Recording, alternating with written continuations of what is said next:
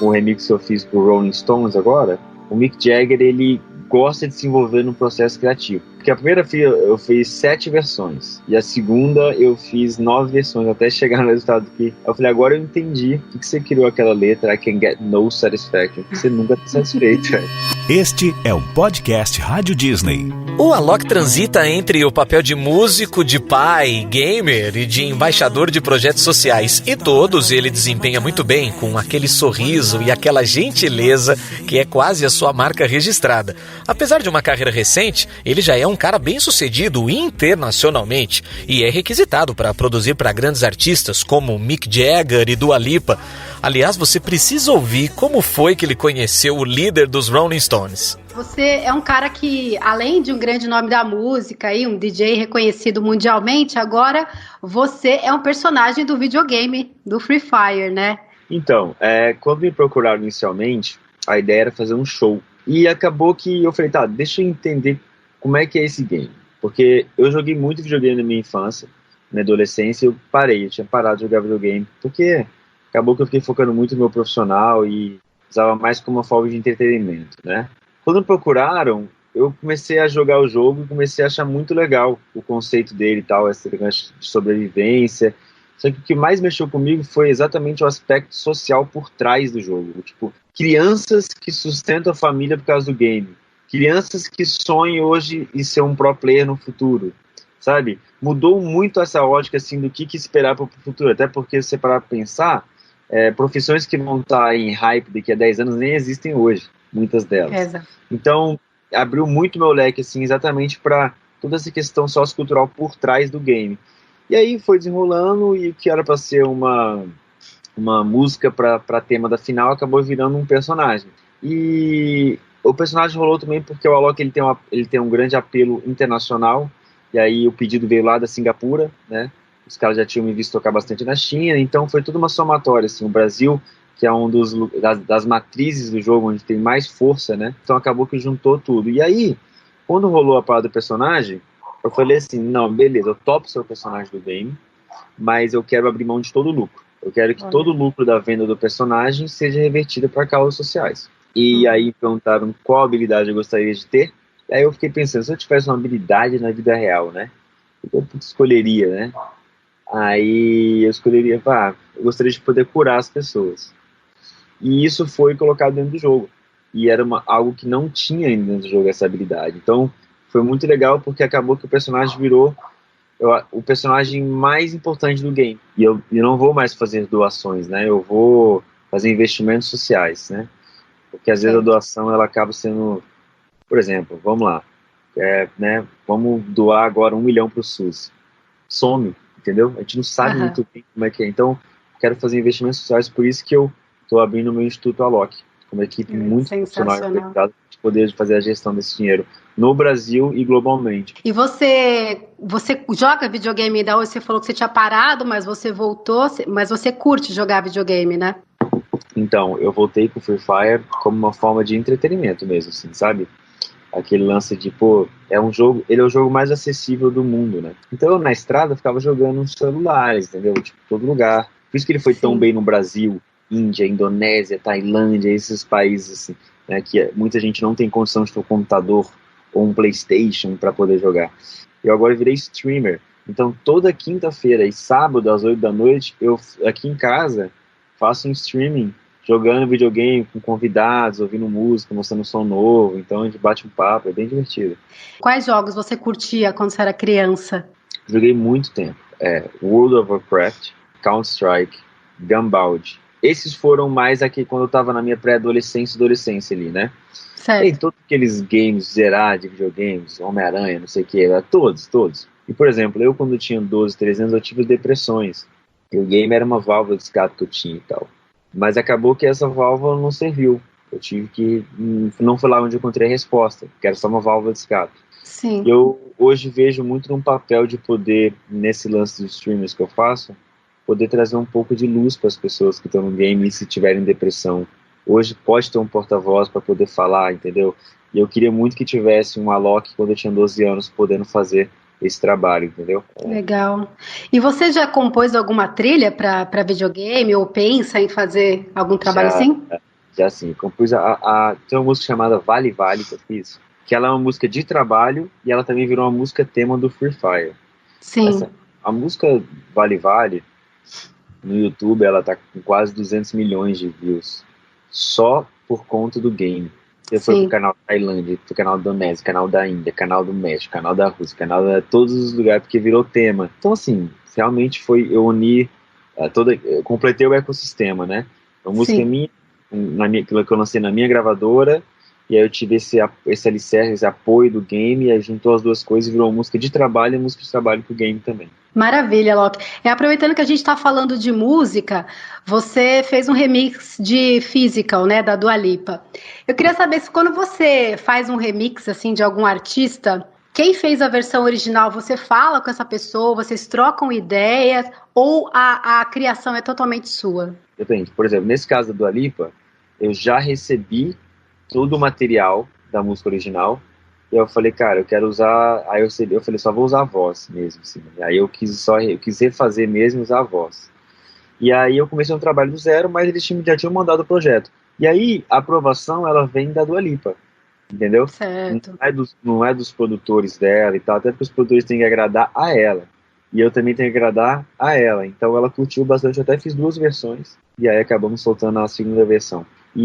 Mas, por exemplo, o remix que eu fiz pro Rolling Stones agora, ele já foi totalmente diferente, porque aí nesse caso, o Mick Jagger, ele gosta de se envolver no processo criativo. A gente ficava vários dias no FaceTime, vai assim, vai pra cá e tal, então ele mergulha de ponta mesmo, assim, e eu tive que fazer pra ele 9 versões, até ele ficar feliz com a Satisfaction, né? E aí eu também com ele, eu falei assim, cara, porque eu já fiz dois trabalhos com o Mick Jagger, né? O primeiro lá atrás e agora eu fiz com o Rolling Stones, mas ele sempre à frente.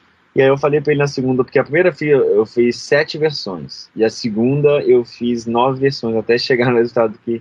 Eu falei, agora eu entendi, né? Agora eu te entendo por que você criou aquela letra, I can get no satisfaction, porque você nunca tá satisfeito, velho. E ele levou de boa? Claro. A gente tem essa intimidade. Como é que você conheceu o Mick Jagger? Tava tendo uma festa secreta em São Paulo, e aí um amigo meu me chamou, falou, o Mick Jagger vai fazer uma festa secreta em São Paulo, eu queria que você fosse lá tocar e tal, não sei o que. Eu falei, beleza. Quando eu cheguei, era na casa do Dinho Diniz, e aí, eu não sei se você sabe, mas o Dinho Diniz, ele é cheio é um zoológico dentro de casa, né? E aí, o que acontece? Eu cheguei na casa, eu fui abrir assim, abri a porta pra mim, aí veio um cachorro gigante, quando eu fui fazer carinho, não era um cachorro, era uma cabra. Aí depois... eu vi um macaco, vou te mostrar, vi um macaco carregando uma lhama na coleira. Olha aqui, ó, vou te mostrar aqui na lente. Que coisa inusitada. Tá vendo? Tudo bem? Uau! E o nome do macaco chama Dudu, toca bateria, o macaco é um sucesso. Aí cheguei lá e vi uma cabra, uma lhama carregando, um macaco carregando uma lhama, aquelas coisas. E aí... o Álvaro Ganeiro e o Ricardo Almeida me apresentaram, o Mick Jagger falou, quero te conhecer e tal. Aí o Mick Jagger falou, pô, começamos a trocar ideia. E aí é engraçado, porque parece que as coisas estavam escritas já assim, porque ele começou a fazer perguntas. Você sabe aquele filme Quem Quer Ser um Milionário? Que o menino acerta todas as perguntas, mas não é que ele estudou para aquilo, é porque ele viveu aquilo. Sim. Perguntava de Londres, eu falava, e aí eu morei em Londres, porque não sei o que, aí conectava. Aí ele perguntava da China, eu falei, pô, a China é assim, mas pô, aí conectou. Aí ficou meia hora trocando ideia. Aí ele falou assim, me passa o contato, eu quero fazer um som com você, queria que você fizesse parte do meu trabalho novo. Aí eu falei pra ele assim, cara, o que me deram pra entrar aqui? Eu tomei alguma coisa, será? Porque eu vi uma cabra, uma lhama, um macaco, que acabou de fazer uma música, tá ligado? Surreal, né? Coisa rolando, tá surreal e tal. No dia seguinte eu tava em Las Vegas, eu tava na minha residência lá, né? E aí já chegou todo o material no meu e-mail. Aí comecei a fazer, ele pirou muito, ele ficava me ligando, e aí foi nessa onda de realmente produzir em 4 mãos. Legal. E você curte rock também? Muito. Meu pai me criou a base de rock, né? Eu tinha que ouvir Sandy Júnior escondido. Pai, era até um loop, assim, né? Era os artistas que sempre ouvia. Led Zeppelin, Rolling Stones, The Doors, Bob Marley, né, que ele gostava muito de reggae também, Manu Chao. E aí toda Jimi Hendrix, James Joyce, era tudo assim. E aí e muito Psytrance, né? Que meus pais são DJs de eletrônico. Sim. Então eu ficava nesse loop, assim, né? Quando não era rock and roll, The Coast e tal, era o Psytrance. Que o Psytrance, na verdade, nada mais é do que uma influência do rock mesmo. Então, assim, foi minha escola, né? Tanto é que quando eu participo de alguns programas na TV que falam, completa a música, canta aí, sabe? Ding dong, não sei o que, parará. Eu não acerto Você sabe uma. toda. Não acerto, porque é tudo música nacional. E meu pai não me colocava pra ouvir. Eu morei na Holanda, eu morei nos lugares, então, tipo, não ouvi. As músicas que vieram clássicos no Brasil, eu não ouvi. Entendeu? Entendi. E, Alok, e você como produtor e DJ, você chega a participar da criação das letras da música ou você não se envolve? Tudo depende. Por exemplo, tem músicas que eu escrevo a letra inteira. Tem músicas que eu recebo a letra inteira. E aí eu faço assim, por exemplo, a Don't Cry For Me. Eu recebi a letra inteira. Eu modifiquei uma coisinha ou outra, mas bem tranquilo. Eu mantive mesmo a essência da original, porque foi escrito com coração ali. Porém, a interpretação que eu tive da música me levou a produzir daquela forma. Eu só tinha a voz, entendeu? Sim. E aí, tipo, às vezes eu recebo, por exemplo, Vitória da Ocean. Tinha uma fã que queria muito me conhecer. Ela tinha 2 sonhos, me conhecer e conhecer o mar. Aí a gente combinou de se encontrar, que eu ia tocar no litoral, lá em Balneário, aí acabou que ela não conseguiu ir. Ela tava ela acabou ficando cega, tava com... Nossa. Era câncer e tal. E aí eu liguei pra ela, né? E eu comecei a conversar com ela, mas foi quando eu percebi que era uma menina de 12 anos. E aquilo mexeu muito comigo, porque era uma criança e eu não sabia o que dizer para uma criança que estava naquele estado terminal. Eu só conseguia falar assim, olha, não se preocupa, tá tudo bem, você é um anjo, vai dar tudo certo e tal. E ela falava assim, mas eu não tô preocupado, tá tudo bem. E aquilo para mim foi assim, né, uma lição mesmo. E aí e a mãe tava muito arrasada. E aí eu peguei e fui dormir, mas eu fui dormir muito pensativo. Eu primeiro comecei a compor uma melodia que tava dentro, né, veio a melodia primeiro na cabeça. Aí depois, no dia seguinte, eu não consegui dormir. Aí deu 6 da manhã, eu recebi uma mensagem da mãe dela falando que ela tinha falecido. E aquilo pra mim, sabe, mas ao mesmo tempo ela tinha deixado uma lição pra mim muito forte. Sim. E a mãe tava muito mal. Então a letra veio pra mim como uma forma muito clara. Que a letra fala uma visão que eu tive e uma mensagem dela pra mãe. Que primeiro fala que tipo, se a gente descobrisse que a gente vai morrer daqui a um mês, será que a gente se importaria com as coisas que a gente se importa hoje? Será que a gente estaria mais presente no que agora e dar mais valor para as coisas que são realmente essenciais? E aí a segunda coisa foi a mensagem que eu escrevi dela para a mãe dela, que era assim, que ela queria muito conhecer o oceano e tal. Então o refrão fala assim, não se preocupe mãe, não se preocupe mãe, eu não estou com medo. Não se preocupe mãe, agora eu estou a caminho do oceano. Porque o oceano, ele tem uma simbologia para mim que ele é a eternidade, o horizonte sem fim, porque tem até uma história que é assim, o rio, né, o Osho que fala isso, o Guru Osho, o rio, quando ele vai de encontro com o oceano, ele treme de medo, porque ele sabe que a partir do momento que ele encontrar com o oceano, ele vai desaparecer para sempre.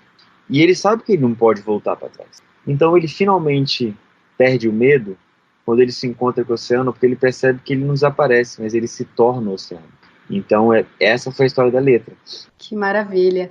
Bom, então, você falou aí dessa sua história com essa sua fã, que foi linda, né? Que eu acho que você deve carregar aí para sempre. Sim. E agora você já é pai do Ravi de 6 meses, né? E recentemente você soube que vai ser pai de novo, né? Como é que é essa história? A sensação de descobrir que vai ser pai pela segunda vez é igual? A mesma emoção da primeira vez? Ou é diferente? Quando a gente ficou grávida pela primeira vez, a gente perdeu, né? E era uma menina. E eu sempre tive o sonho de ser pai de menina também. E na segunda gravidez a gente teve o Ravi, bebê arco-íris. E agora eu sinto que é o retorno da primeira. É a continuação, é a história ainda, assim, sabe? Eu já me sentia pai. É assim, tem aquela, mas será que eu vou amar meu segundo filho como eu amo o primeiro? Será que... É muito impressionante o que o amor faz na gente, né? Porque o amor, no fundo, ele não se divide. Ele se multiplica fora deste mundo.